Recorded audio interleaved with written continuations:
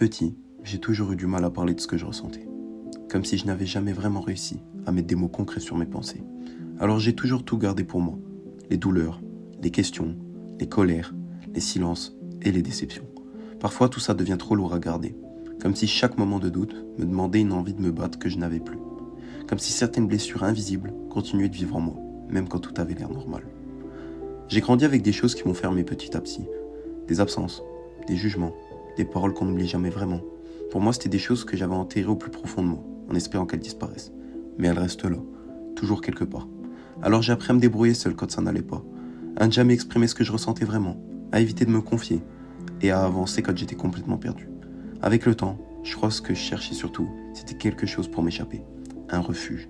N'importe quoi qui pouvait calmer ce mal-être que j'avais dans la tête. Et ce refuge, je l'ai trouvé dans les hauteurs. D'ailleurs, nous voilà arrivés à la grimpe du jour. À voir comme ça, je sais que ça peut être terrorisant pour certaines personnes, l'idée de la hauteur, du risque, mais moi c'est mon refuge. Ici, on se retrouve à Bettweiler. C'est un petit village paumé, à une vingtaine de minutes de Luxembourgville. Il s'agit ici de 3 anciens émetteurs pour la radio RTL. Grimper, pour moi, c'est devenu un passage, un chemin parfois risqué, mais le seul qui me donnait l'impression d'avancer pour de vrai, le seul qui me faisait réellement me sentir en paix. Autour de moi, il n'y a que le vent, le ciel et ce paysage à perte de vue. Le poids que j'avais sur les épaules paraissait être envolé, comme si le vide sous mes pieds m'avait laissé un peu de place pour respirer. Je reste là, assis, les jambes dans le vide, sans bouger, à regarder loin devant, en comprenant que ce sommet, c'est pas juste un endroit, c'est un moment où enfin, je me sens un peu plus entier. D'ailleurs, lui, c'est Pablo, enfin, c'est son surnom de grimpe. C'est un passionné comme moi, que j'ai rencontré sur les réseaux. C'était la première fois qu'on grimpait ensemble ce jour-là.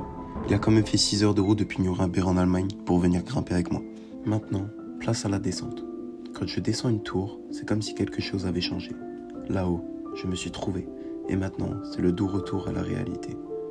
Le vent caresse mon visage, et je sens que j'ai franchi quelque chose en moi. Ce retour à la terre, c'est plus qu'une descente, c'est une sensation de bonheur qui m'envahit. Je sais que maintenant, chaque grimpe, c'est un pas vers la liberté, un pas vers moi-même. En retrouvant le sol, c'est du pur bonheur que je ressens en ayant accompli ça. Je marche, le cœur apaisé. Je sais que ce que je fais est un choix dangereux. Ce n'est pas un jeu, ce n'est pas à prendre à la légère. Il faut comprendre que chaque erreur peut coûter cher et que ce n'est pas un passage à banaliser. Je ne fais pas ça sans conscience des risques, mais si c'est mon seul moyen pour être tranquille, je recommencerai tous les jours. Pour conclure, ce passage qui, à la base, était simplement un moyen de me sentir mieux, est devenu une passion. Pour finir, j'aimerais terminer sur ces mots de saint Thomas d'Aquin. La force a pour acte principal de supporter fermement, plutôt que d'attaquer.